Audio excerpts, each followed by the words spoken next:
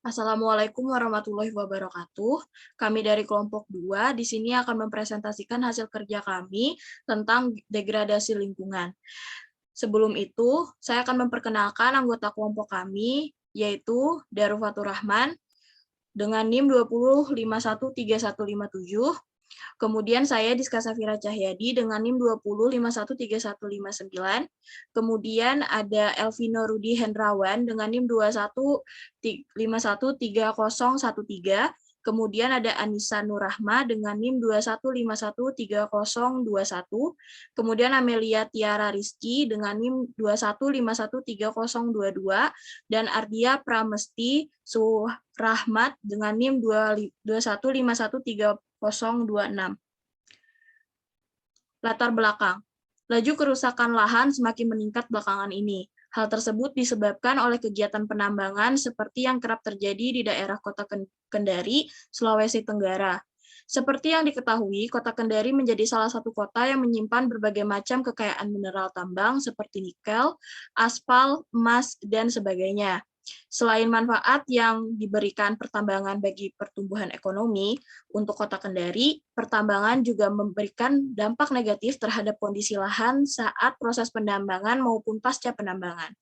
Dampak penambangan yang paling serius dan luas adalah degradasi kualitas lahan, ketidakstabilan lahan, kontaminasi air, polusi udara, perubahan iklim, di samping perubahan topografi dan kondisi hidrogeologi. Degradasi terjadi akibat penurunan kondisi fisik, kimia, dan biologi pada lahan penambangan. Akibat aktivitas penambangan, kondisi lahan akan mengalami degradasi, baik dari kondisi fisik, kimia, maupun biologi. Kondisi lahan tersebut dapat menjadi kendala dalam pelaksanaan revegetasi. Selanjutnya, akan dibacakan oleh Ardia.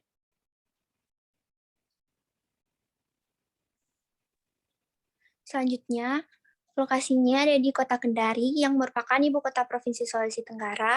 Secara astronomis terletak di bagian selatan garis khatulistiwa, berada di antara 3 derajat 54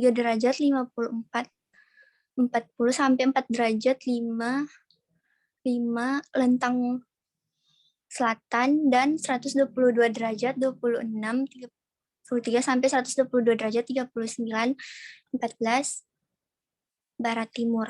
Kota Kendari memiliki tipologi tanah yang terdiri dari 14 jenis tanah, diantaranya aluvial, glisol, litosol, dan potsolik, sehingga menguntungkan bagi kegiatan pertanian, perkebunan, konstruksi, perikanan, dan lain-lain.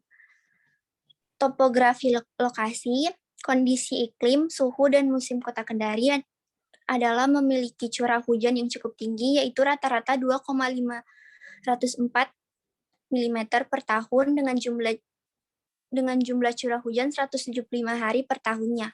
Musim kemarau berlangsung dengan curah hujan rata-rata relatif rendah sekitar 10 mm per bulan dan musim penghujan berkisar 54 mm per bulan. Kelembapan udara berkisar antara 75% sampai dengan 86% dengan rata-rata 83%. Suhu udara maksimum berkisar antara 31 derajat Celcius sampai 37 derajat Celcius dengan rata-rata 33 derajat Celcius atau panas. Kecepatan udara maksimum berkisar antara 6 sampai 10 knot. 1 knot itu sama dengan 0,5144 Rn 1 detik. Tekanan udara berkisar antara 1007,2 sampai 1012,6 milibar dengan rata-rata 1009,4 milibar. Dengan data yang ada dapat ditentukan bahwa daerah ini merupakan daerah tropis lembab dengan curah hujan cukup tinggi, cuaca yang panas, kelembapan yang cukup tinggi.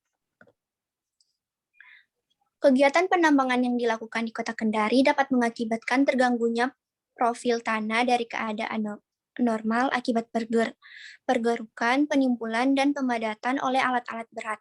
Hal ini mengakibatkan buruknya sistem tata air dan aerasi yang secara langsung mempengaruhi fase dan perkembangan akar.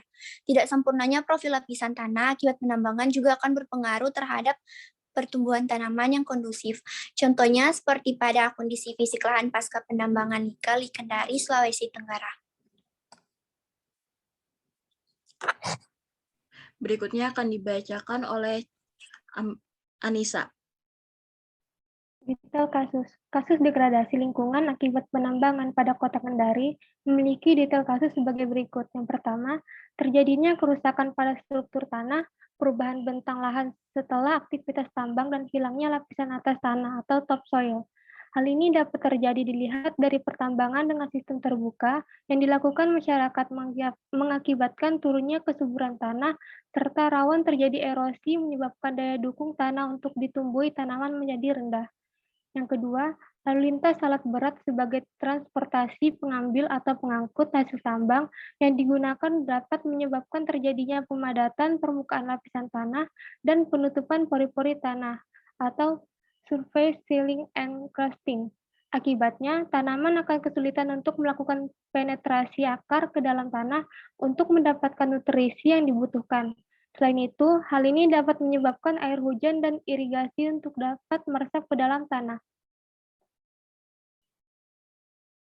Dampak kegiatan pertambangan ada 3. Yang pertama, kegiatan pertambangan dalam waktu relatif singkat dapat mengubah bentuk topografi tanah dan keadaan muka tanah atau land impact, sehingga berpotensi mengubah sistem ekologi daerah sekitar tambang.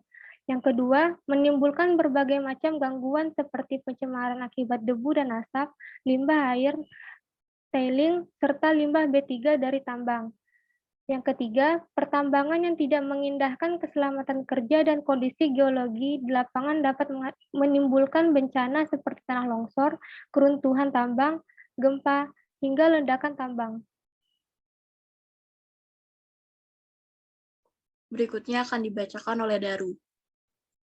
Kemudian untuk dampak pasca pertambangan, yang pertama penurunan kondisi fisik lahan. Kegiatan penambangan mengakibatkan terganggunya profil tanah akibat dari pengerukan, penimbunan, dan pemadatan yang dilakukan oleh alat-alat berat. Akibat yang ditimbulkan dari hal tersebut mengakibatkan buruknya sistem tata air dan aerasi. Selain itu, untuk tekstur dan struktur tanah menjadi rusak sehingga berpengaruh pada kapasitas tanah dalam menampung air dan nutrisi. Tidak sempurnanya profil tanah berpengaruh terhadap pertumbuhan tanaman, sehingga ketika akan dilakukan rehabilitasi lahan, tanah yang ditumbuk pada suatu tempat harus dikembalikan dan diletakkan kembali sebagai topsoil. Kemudian yang kedua, terjadi penurunan kondisi kimia lahan. Kegiatan penambangan menyebabkan perubahan kondisi kimia lahan, yaitu kesuburan, pH, dan rendahnya nutrisi yang terdapat dalam tanah. Sedangkan keberadaan logam berat dalam tanah cukup tinggi yang diakibatkan oleh metal sulfida. Rendahnya unsur hara seperti nitrogen dan fosfor, serta reaksi tanah asam atau alkali menjadi permasalahan utama pada lahan pasca pertambangan. Dampak yang ditimbulkan akibat rendahnya pH pada tanah adalah menurunnya persediaan zat makanan seperti fosfor, kalium, magnesium, dan kalsium yang cukup berbahaya terhadap tingginya suatu tanah. Dan yang terakhir, terjadi penurunan kondisi biologi lahan. Mikroba tanah mempunyai fungsi penting dalam penyediaan unsur-unsur hara untuk kelangsungan hidup tanaman. Namun, akibat kegiatan penambangan terjadi penurunan populasi dan aktivitas mikroba tanah yang disebabkan terkikisnya lapisan topsoil dan serasah sebagai sumber karbon untuk menyokong kelangsungan hidup mikroba. Faktor lain yang menyebabkan rendahnya aktivitas mikroba adalah penurunan pH, kelembaban tanah, kandungan bahan organik, dan daya serap tanah terhadap air. Berikutnya akan dibacakan oleh Elvino. Ini adalah contoh gambar dari penurunan kondisi fisik lahan akibat pertambangan, penimbunan, dan alat-alat berat. Dan ini adalah perbandingan data hasil tanah pada lokasi kasus dan kriteria penilaian sifat-sifat kimia tanah.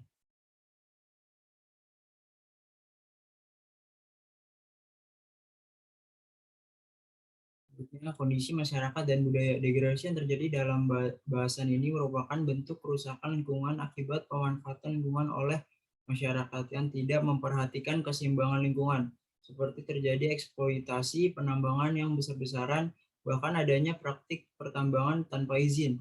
Demi mendapatkan keuntungan yang berlipat ganda, para pengusaha terus meningkatkan produksinya dengan cara menambang tanah di lokasi yang tidak semestinya.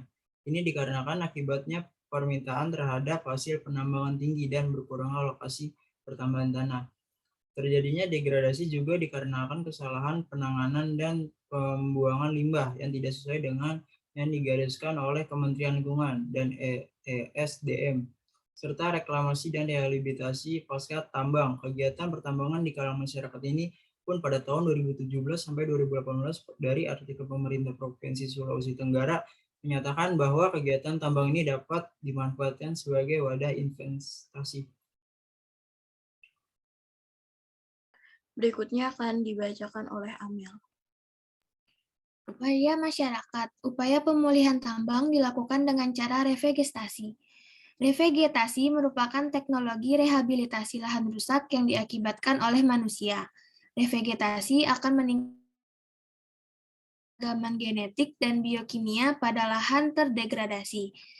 Revegetasi bertujuan untuk mengembalikan dan memperbaiki kondisi ekologi dan hidrologi suatu wilayah dengan tanaman pohon-pohonan. Tanaman yang digunakan untuk kegiatan pasca tambang adalah tanaman cepat tumbuh seperti sengon laut, akasia, lamtoro, turi, dan lain-lain.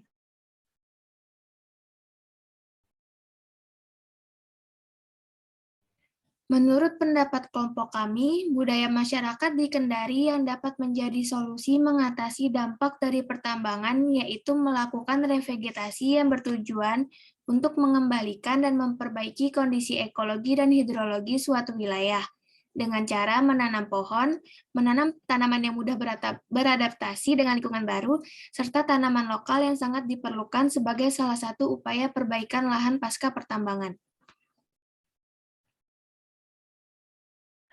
Baik, berikut adalah daftar pustaka yang kami gunakan sebagai sumber. Dan sekian presentasi dari kelompok kami. Apabila ada kesalahan dalam penyampaian informasi ataupun kekurangan dalam penyampaian informasi, mohon dimaafkan. Wassalamualaikum warahmatullahi wabarakatuh.